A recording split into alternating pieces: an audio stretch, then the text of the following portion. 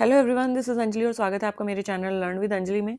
इस वीडियो में हम डिस्कस करने वाले हैं portion of geology that is geochemical classification of elements के बारे में। अच्छा, जियोकेमिकल क्लासिफिकेशन ऑफ एलिमेंट्स क्या होता है, क्या मतलब है इसका और किस तरीके से एलिमेंट्स कैटेगराइज किए हुए हैं on the basis of their geochemical classification. So geochemical classification of element एक तरीका है एलिमेंट को ग्रुप करने का based on their how they behave in earth crust. Earth crust में मतलब जैसे एक वीडियो है जिसमें मैंने इंटरनल स्ट्रक्चर ऑफ अर्थ बताया हुआ है। There is like earth crust and then we have mantle, then we have inner layer is core. Inner part of the earth is core. So इस तरीके से कैटेगराइज होता है इंटरनल स्ट्रक्चर ऑफ अर्थ। तो जो सबसे ऊपर वाला पोर्शन है उसको अर्थ क्रस्ट बोला जाता है। तो how they behave in earth crust में किस तरीके से वो परसिस्ट करते हैं, किस तरीके से वो यू कैन से कि बिहेव करते हैं अर्थ क्रस्ट में। How they behave in mantle, the middle layer, how they behave in core, the inner most layer. So जो केमिकल्स हैं बेसिकली वो किस तरीके से जियो में, जियो मतलब अर्थ, तो अर्थ में जो केमिकल्स हैं वो किस तरीके से परसिस्ट कर रहे हैं, कहाँ परसिस्ट कर रहे हैं, क्या वो अर्थ क्रस्ट में है, क्या वो मेंटल में है, क्या वो कोर में है, तो किस तरीके से रह रहे हैं, किस तरीके से वो बिहेव कर रहे हैं। सो उसी बेस पे हमने इनको कैटेगराइज किया है, कहाँ पर वो पाए जाते हैं और किस तरीके से वो मूव कर रहे हैं, किस पार्ट से अर्थ के किस पार्ट में। सो उनको हमने 4 बेसिस पे कैटेगराइज किया है। First is lithophile, second is siderophile and third is chalcophile and atmophile. Starting from lithophile, lithophile की अगर हम बात करें तो इनको रॉक लविंग एलिमेंट्स बोला जाता है।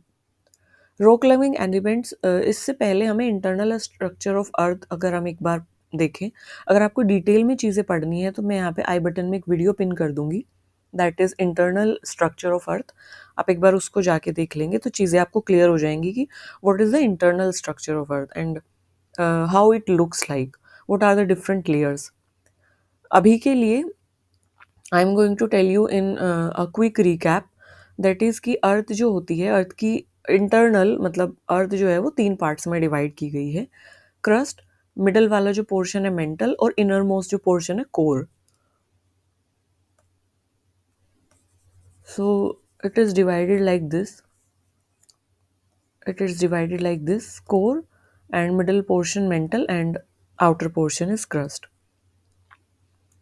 सो जो मेंटल पोर्शन है मिडल वाला वो रोक वाला पार्ट होता है, उसमें मोस्ट ऑफ द पार्ट जो होता है क्या होता है, रोक्स होती है ना। क्रस्ट में क्या होता है, क्रस्ट में मिनरल्स होते हैं, आउटर लेयर है जिसपे हम रहते भी हैं यानी कि बायोस्फीयर एग्जिस्ट करता है। इनर मोस्ट जो लेयर है, इनर मोस्ट जो स्ट्रक्चर है that is core. So yes, starting from lithophile, lithophile की अगर हम बात करें तो उसको रॉक लविंग एलिमेंट्स बोला जाता है, रॉक लविंग एलिमेंट। अब जैसे कि ऑक्सीजन है, सिलिकॉन हो गया है, एल्युमिनियम, कैल्शियम। सो ये जो एलिमेंट्स हैं ये ऑक्सीजन के साथ रिएक्ट करते हैं और they form rocks and minerals in the earth crust and mental. So earth crust में जैसे आपने चट्टानें देखी होंगी, मेंटल में पूरा जो रॉक्स होते हैं, रॉकी पार्ट होता है।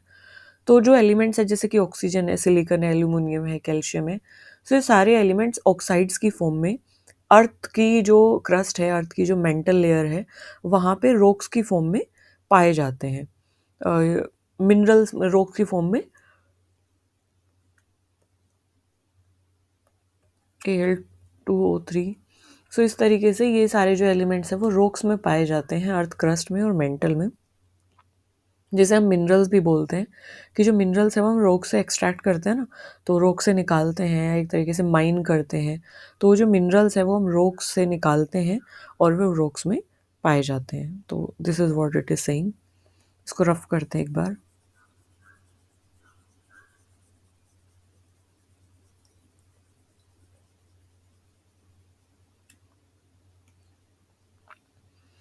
Next we have siderophile, and if we talk about siderophile, तो सिड्रोफाइल जैसे इट इज जैसे ऊपर वाला लिथोफाइल था रॉक लविंग एलिमेंट्स, तो सिड्रोफाइल are iron loving elements.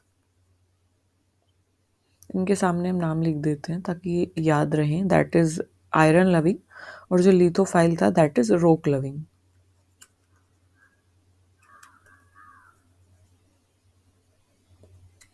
Rock loving element.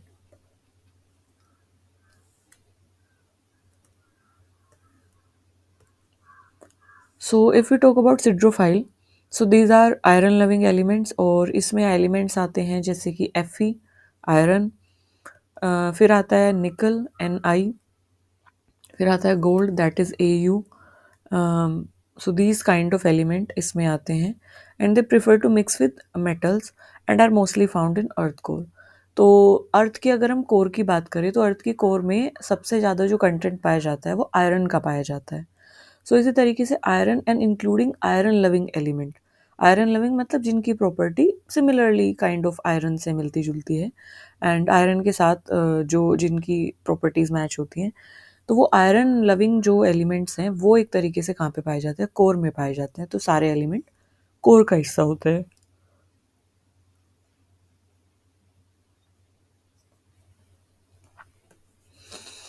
If we talk about चाल्कोफाइल, तो चाल्कोफाइल जो एलिमेंट्स हैं इनको बोला जाता है sulphur loving, sulphur loving elements. तो जैसे एलिमेंट्स है कॉपर, फिर है Pb यानी लेड, फिर है Zn यानी जिंक। तो ये सल्फर के साथ बॉन्ड बनाते हैं, they bond with sulphur, and ये यूजुअली सल्फाइड मिनरल्स की फॉर्म में पाए जाते हैं। तो that is why they are called sulphur loving elements. अगर हम बात करें एटिमोफाइल की,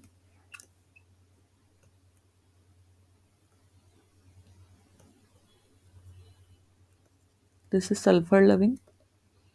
अगर हम बात करें एटिमोफाइल की, तो जैसे आपको एटम, ATMO, ATM मतलब ATMO से एटमॉस्फेयर भी बनता है, और एटमॉस्फेयर में क्या होती है, गैस होती है। सो अगर आप एटमो से इसको रिलेट करें तो atmo is something related to gas, atmosphere is something related to gaseous part. तो इसलिए इनको गैस लविंग एलिमेंट भी बोला जाता है।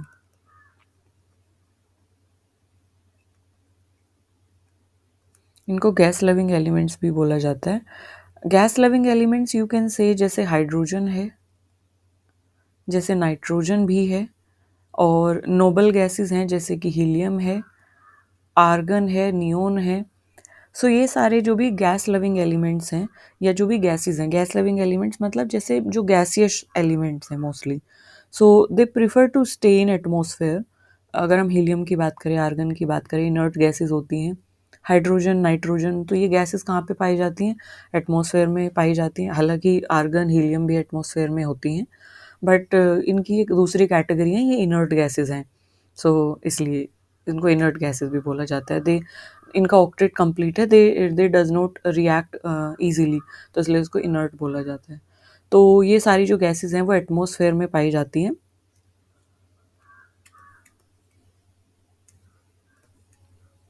सो that is why they are categorised under atmophile. So इसलिए एटिमोफाइल के अंडर में कैटेगराइज हैं। Okay, so yes, this is it about geochemical classification of element. अब ये क्लासिफिकेशन क्यों किया किया है हमने, और क्या ये बताता है।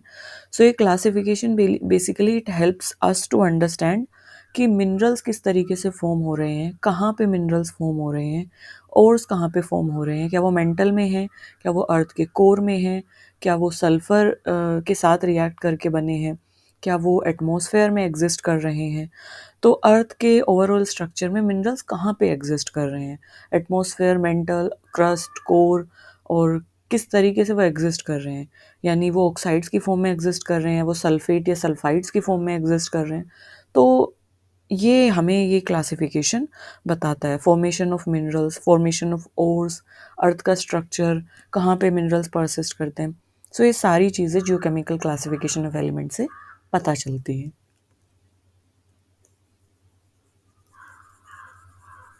ओके, अब एक बार यहाँ से देख लेते हैं कि क्वेश्चन किस तरीके से फ्रेम हो सकता है। सबसे पहला तो क्वेश्चन जो है वो फर्स्ट क्वेश्चन अगर हम देखें, जियो क्लासिफिकेशन ऑफ एलिमेंट, क्योंकि 4 ऑप्शन है इसमें, तो आपसे पूछा जा सकता है कि निम्नलिखित में से कौन सा, मतलब Which of the following is is classified under geochemical classification of element? कि इनमें से कौन सा geochemical classification of element के अंडर में आता है? लिथोफाइल, सिड्रोफाइल, चाल्कोफाइल आपको दे दिया जाएगा, एक आपको गलत दे दिया जाएगा, तो उसे आपको फाइंड आउट करना है। या तो आपको रिवर्स करके दे सकते हैं कि 3 आपको गलत दे दिए जाएँ और 1 आपको सही दे दिया जाए, आपसे पूछा जाए कि विच of the following is categorised under geochemical classification of element. So 2 question तो यहाँ से बन गए, ठीक है? सीधा-सीधा आपसे क्वेश्चन पूछा जा सकता है। तीसरा क्वेश्चन आपसे मैच द फॉलोइंग की फॉर्म में पूछा जा सकता है। अब मैच द फॉलोइंग में किस तरीके से आ सकता है कि लिथोफाइल का दूसरा नाम क्या है? कि लिथोफाइल को क्या बोला जा सकता है? जैसे कि लिथोफाइल को बोला जा सकता है, जो मैंने अभी-अभी आपको लिखाया था और आपने नोट भी किया होगा, if I am not wrong, कि आप कॉपी पेन लेके साथ में बैठते हो जब लेक्चर स्टार्ट होता है। यू शुड सिट एक्चुअली, क्योंकि जो इम्पोर्टेंट चीज़ें होती हैं वो आप नोट डाउन कर सको साथ के साथ। तो थर्ड आपसे जो क्वेश्चन पुट अप किया जा सकता है दैट इज, जैसे लिथोफाइल को रॉक लविंग एलिमेंट बोला जाता है, एटिमोफाइल को गैस लविंग एलिमेंट, चाल्कोफाइल की बात करें तो सल्फर लविंग एलिमेंट, सिड्रोफाइल की बात करें तो आयरन लविंग एलिमेंट। सो इस तरीके से आपको मैच द फॉलोइंग में दिया जा सकता है कि विच ऑफ द फॉलोइंग को हम क्या एक तरीके से बोलते हैं। थर्ड क्वेश्चन ये हो गया है। फोर्थ क्वेश्चन आपसे पूछा जा सकता है कि इनके अंडर कौन से मिनरल्स आते हैं, या आपसे अजर्शन रीजन में पूछा जा सकता है, या आपसे विच of the following is correct में भी ये क्वेश्चन आ सकता है कि जैसे सिड्रोफाइल की अगर हम बात करें, आयरन लविंग एलिमेंट्स इसमें होते हैं। तो जैसे Fe है, Ni है यानी निकल है, Au यानी गोल्ड है, तो ये सारे जो मिनरल्स हैं वो किसकी कैटेगरी में आते हैं? चाल्कोफाइल, लिथोफाइल, एटिमोफाइल, सिड्रोफाइल, किसकी कैटेगरी में ये सारे मिनरल्स आते हैं? सो ये क्वेश्चन आ सकता है। इसके अलावा कि ये जो मिनरल्स है वो कहाँ पे, किस पोर्शन में पाए जाते हैं अर्थ के? क्या वो एटमॉस्फेयर में पाए जाते हैं? क्या वो कोर में पाए जाते हैं? क्या वो मेंटल में पाए जाते हैं, या वो क्रस्ट में पाए जाते हैं? सो जो एलिमेंट्स हैं वो किस पार्ट में अर्थ के पाए जाते हैं, किस पार्ट में एग्जिस्ट करते हैं, और वो जो एलिमेंट्स हैं उसमें कौन से एलिमेंट उसके अंदर में कैटेगराइज होते हैं। सो वो सारी चीज़ें आपसे पूछी जा सकती हैं। तो अम, मैंने आपको आइडिया दे दिया है कि किस तरीके से 4 से 5 क्वेश्चन सिर्फ एक टॉपिक पे किस तरीके से बन सकते हैं। It could be in the form of match the following, it could be in the form of assertion reason, it could be in the form of which of the following is correct और incorrect. So ये किसी भी form में आपसे पूछा जा सकता है, तो यहाँ से 4 से 5 तरीके के क्वेश्चन बन सकते हैं। सो yes, this is it in this video कि what is the geochemical classification of element and how these elements are classified. So this is it in this video. Thank you for listening me so patiently, and if you have any query, please drop that query in the comment section. I will be more than happy to cater that. Thank you for listening me so patiently. Bye bye.